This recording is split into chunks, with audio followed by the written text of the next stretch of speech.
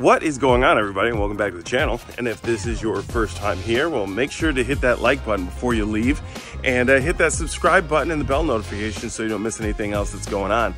I know that I said the last time we talked, which is, man, like a month ago now, I was gonna be continuing working on the Focus. But as you can see, Ethan is still in here trying to get this thing running and has made an entire mess of the garage. I don't even know why we have this many buckets of oil.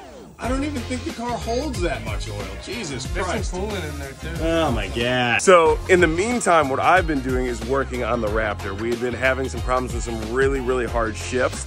So I think that it's time to change out the trans filter and the fluid. That's at 75,000 miles right now, and I don't know the last time I had that done. So let's go ahead and get into that. Checking the owner's manual here, found something very interesting. Here under automatic fluid transmission check, you can see where it says the automatic transmission does not have a transmission fluid dipstick. So before I can check the transmission levels, I need to get this plate here off the bottom of the truck, and it looks like it's using 13mm bolts here, probably a 10 here across the front to try and get this whole plate here off so you can check the fluid levels.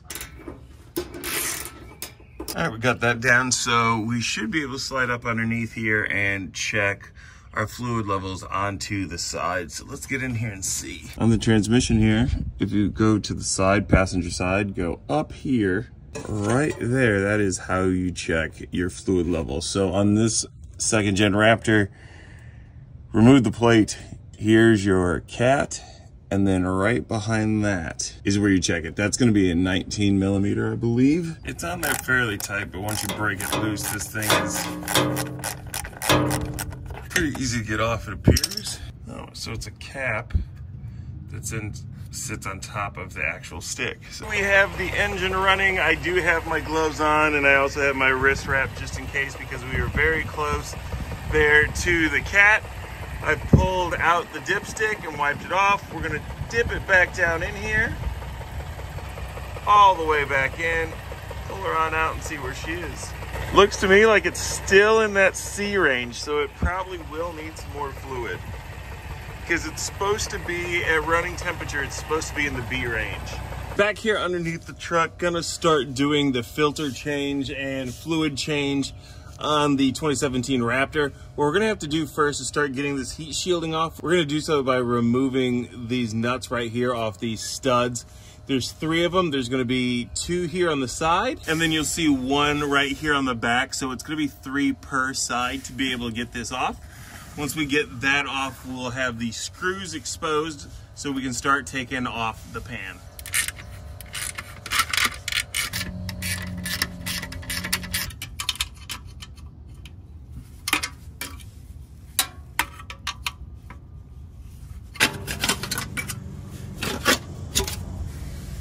Now that we have those off, we have to get to these 8mm bolts right here. These ones here actually were studs on here. Some of them just completely pulled out, but we are going to have to use, it looks like maybe a 13 to get some of these studs off. And then we're gonna go all the way around getting this off. We'll try and leak some of the fluid out the back here before taking it out this way. We'll have to move the pan, because I've seen a few videos where people have tried to do this thinking they had enough out, and then it just dumps everywhere.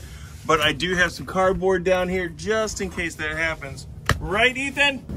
Yep. So your studs here are gonna be a 13 on the back, just like with how I had to do with the heat shield. You're gonna have to use a open-ended wrench to get those off. I kind of put it here at an angle, kind of get it loose until I can twist it off by hand, and then I swallowed a bug.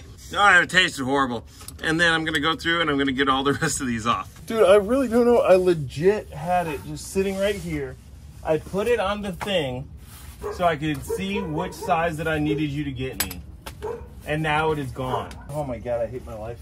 I don't hate my life. I just, man, this is so freaking stupid, bro. Yeah, I for sure found it.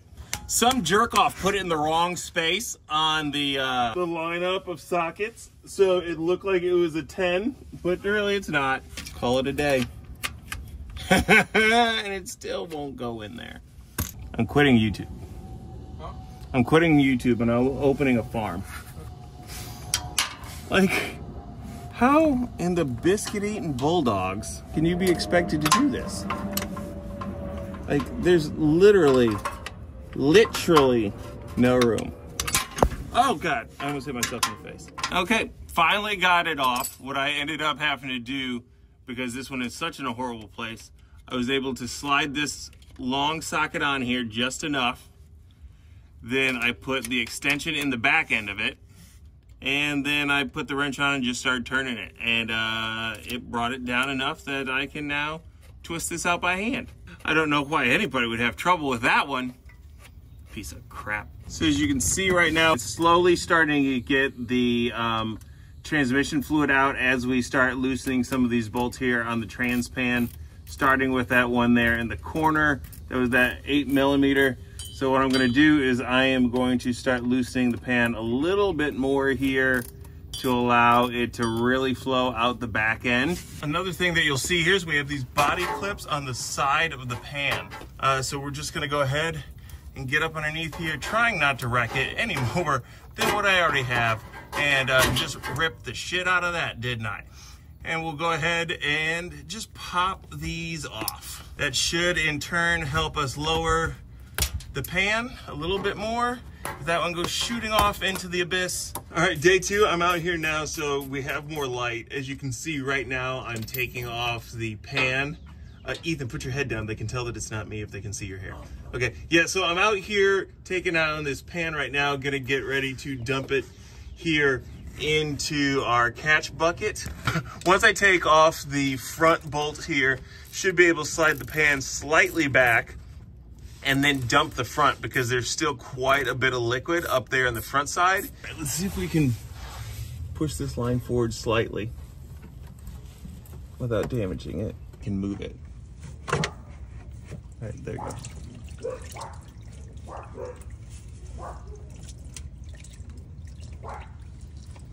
Filter itself comes off. There's some 8mm bolts right here.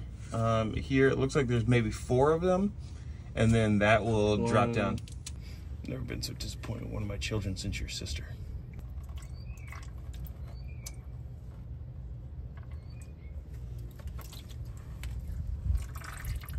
Now that we have everything off, we can go ahead and start putting the new filter in. I have it right here. I ordered this off of Amazon. I'll put links in description to everything as well as part numbers. We have the filter here, plastic, as you can see, and on the inside you can see the actual filter in there. Some of this stuff, I don't know if you can reuse it, like this gasket right here, but we're gonna go ahead and put this new one on here. Just slides over the end of the filter right there, and then that is what slides up in here. Think of it like an O-ring. Okay, so then we can go like, there we go. Got that up in there, everything lined up. Get our gasket on here to seal up the pan and start filling her up. All right, now that everything's all cleaned up, we're gonna slide this gasket into place. The gasket's still on here. There's what? The old gasket is still on here. You didn't take it off? You didn't take it off. Well, now it's crooked. Okay. You're welcome. Whatever, dog. Did that sound cool? Yeah, it sounded so cool. Yeah. All right, so we have our Mercon ULV automatic transmission fluid right here. This came in my kit that I got from Amazon. So we'll take our fluid here with our pump, and then we're going to put it in here where we were measuring our levels earlier and just send it up in through that tube. So I'm underneath the truck here. You can't really see it though, but we have our fluid engines running. And as you can see right there, our line is right near the top of the dotted B. That's exactly where it needs to be, so we are good to go.